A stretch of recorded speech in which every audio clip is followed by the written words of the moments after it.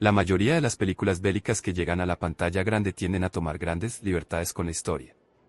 Ya sea por cuestiones de tiempo, ritmo narrativo o simplemente para aumentar el impacto emocional y dramático, estas producciones suelen alterar las líneas de tiempo, eliminar detalles clave o ignorar la precisión histórica con tal de encajar en la fórmula del espectáculo.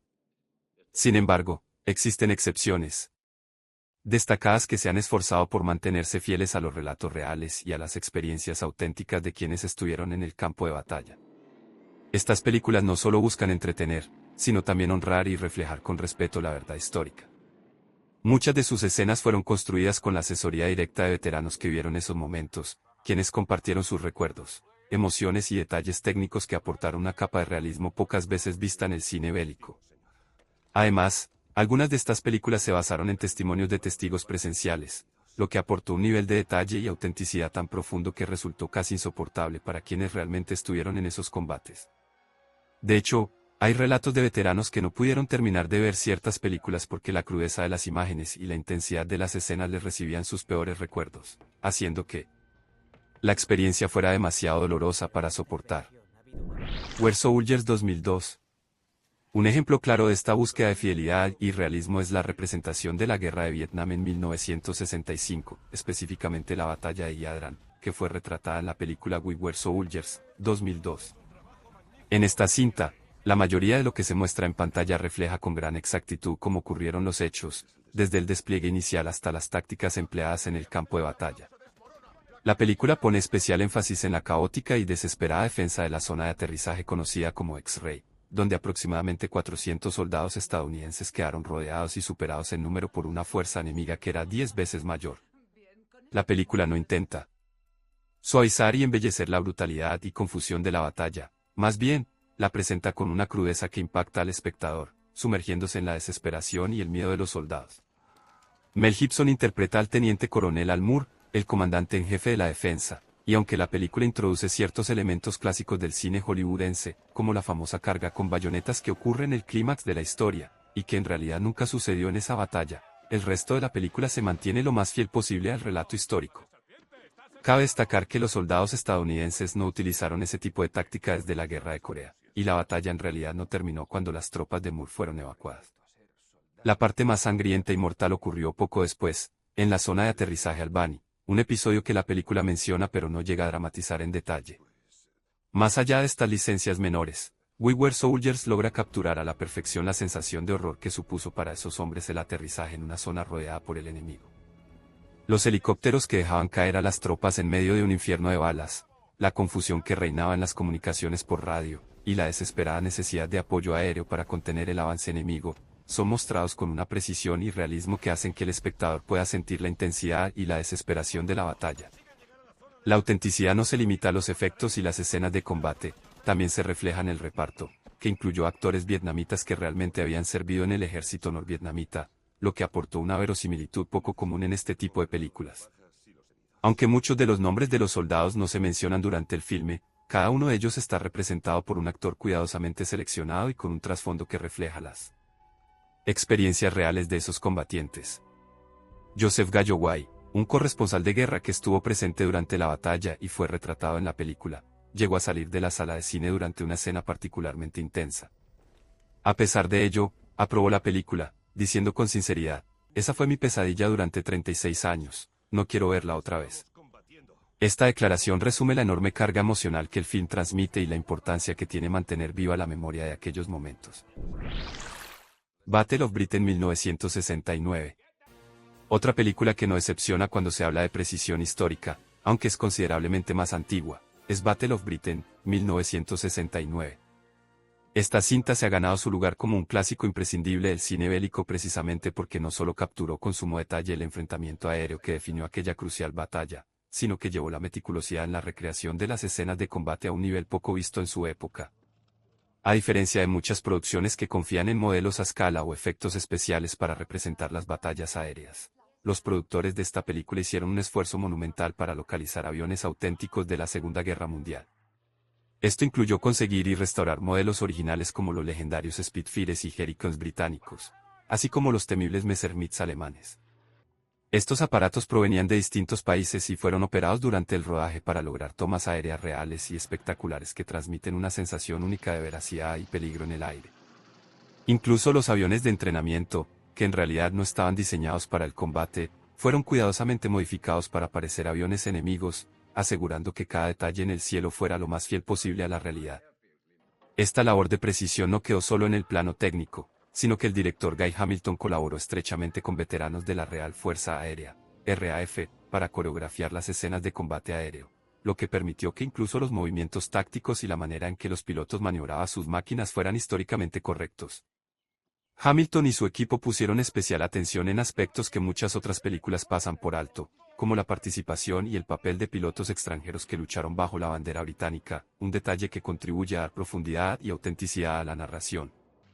Un ejemplo concreto de esta precisión es la escena en la que un grupo de pilotos polacos desafía órdenes directas para lanzarse a un ataque por cuenta propia, un episodio que realmente ocurrió durante la batalla y que refleja la determinación y el sacrificio de estos combatientes. Otro momento emblemático es cuando un piloto derribado es arrestado por sus propios aliados porque no lo reconocen, un hecho que ilustra la confusión y las tensiones que podían darse incluso dentro de las filas aliadas.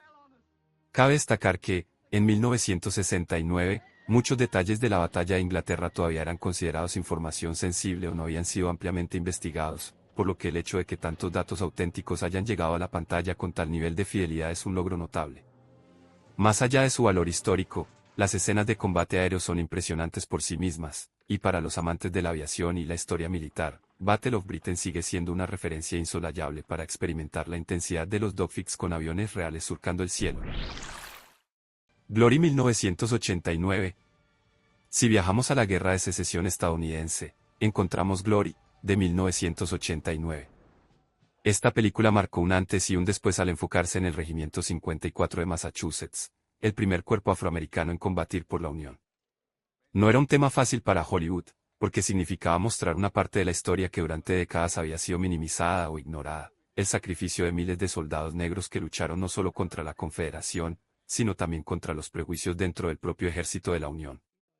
En lugar de caer en una visión romántica del conflicto, la película retrata con crudeza el asalto al fuerte Wagner en 1863, una operación militar que quedó grabada como uno de los episodios más heroicos y a la vez más trágicos de la guerra. Cada elemento, desde los uniformes cosidos con la misma tela utilizada en la época, hasta la cronología del ataque y la manera en que los soldados cargaban hacia la playa, fue reconstruido con respeto absoluto a los documentos históricos.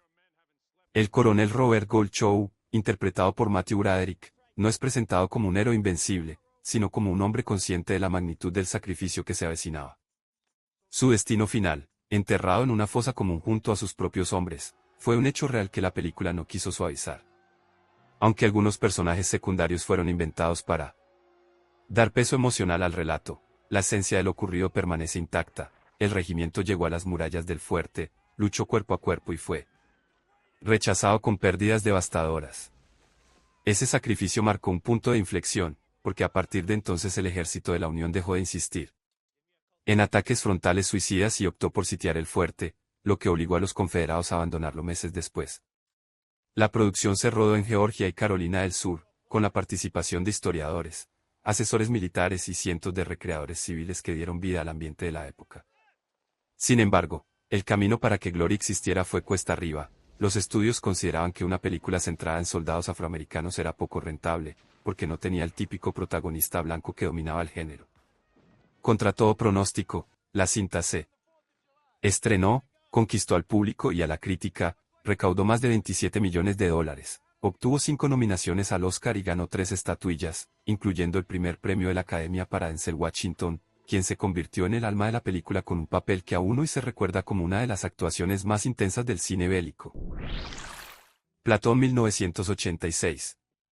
Unos años antes, en 1986, Platón había cambiado para siempre la forma en que el cine mostraba la guerra de Vietnam. A diferencia de otras producciones que simplifican la experiencia en el frente, Oliver Stone dirigió esta película con la autoridad de quien había vivido ese infierno en carne propia.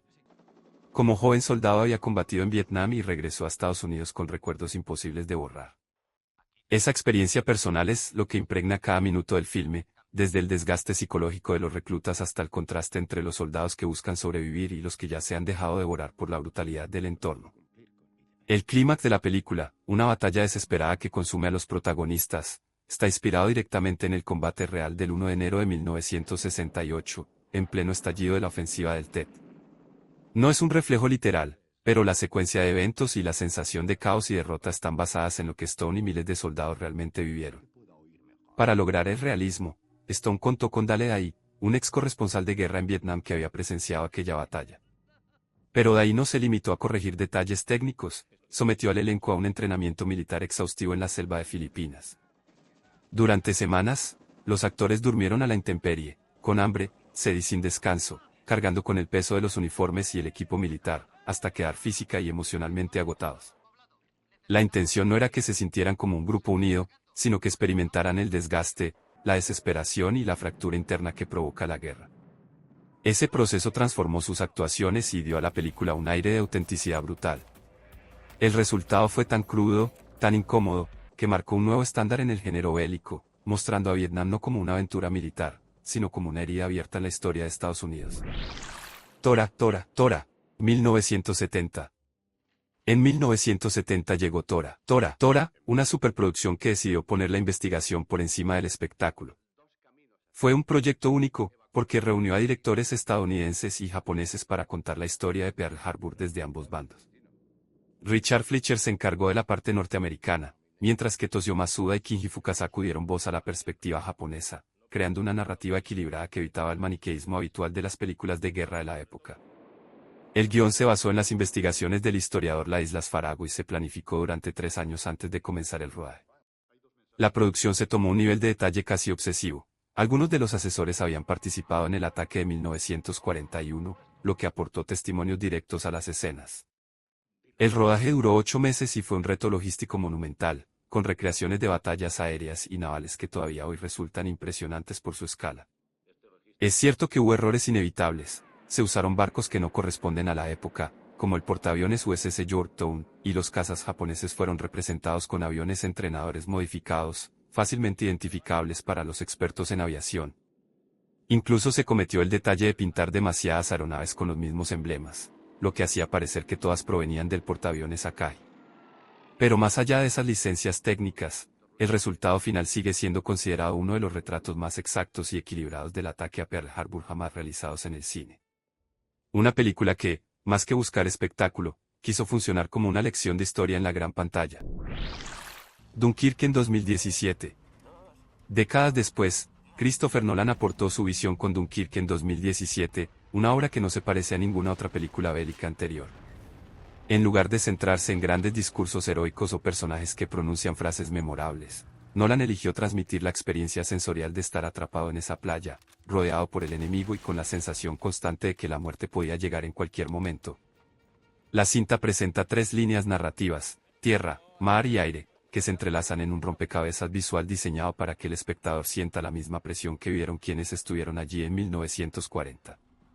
Los testimonios de sobrevivientes fueron la base de esta construcción, y eso se refleja en la autenticidad de cada detalle, desde los interminables minutos de espera en la arena bajo el zumbido de los bombarderos, hasta la angustia de los civiles que, en pequeños barcos de pesca y yates improvisados, cruzaron el canal para rescatar a los soldados atrapados.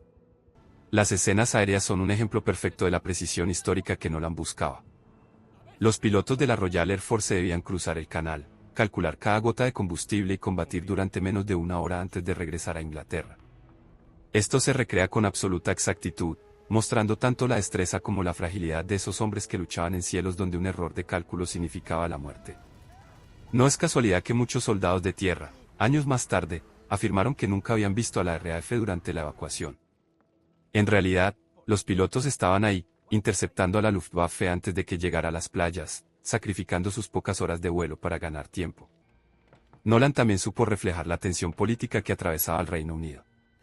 El gobierno británico decidió reservar gran parte de sus barcos de guerra y de sus mejores escuadrones, no por cobardía ni falta de solidaridad, sino porque se esperaba un inminente intento de invasión hacia las islas. Esa estrategia, fría pero necesaria, aparece en la película como una sombra que añade realismo. La evacuación no fue solo un acto de valentía, sino también un dilema nacional en el que la supervivencia del país estaba en juego. Estas películas, cada una a su manera, demostraron que el cine puede ser mucho más que entretenimiento. Pueden funcionar como testimonio, como memoria colectiva y como un acto de respeto hacia quienes vivieron el horror de la guerra. Algunas buscan el espectáculo, pero estas decidieron ser honestas, mostrar la crudeza sin máscaras y recordarnos que, aunque las armas callen, lo que queda siempre es la historia. Y el cine, cuando se toma en serio, puede ser el puente que conecta a las generaciones futuras con las verdades más duras de nuestro pasado. Si amas el cine de guerra tanto como nosotros, suscríbete y déjanos tu like para seguir trayéndote más.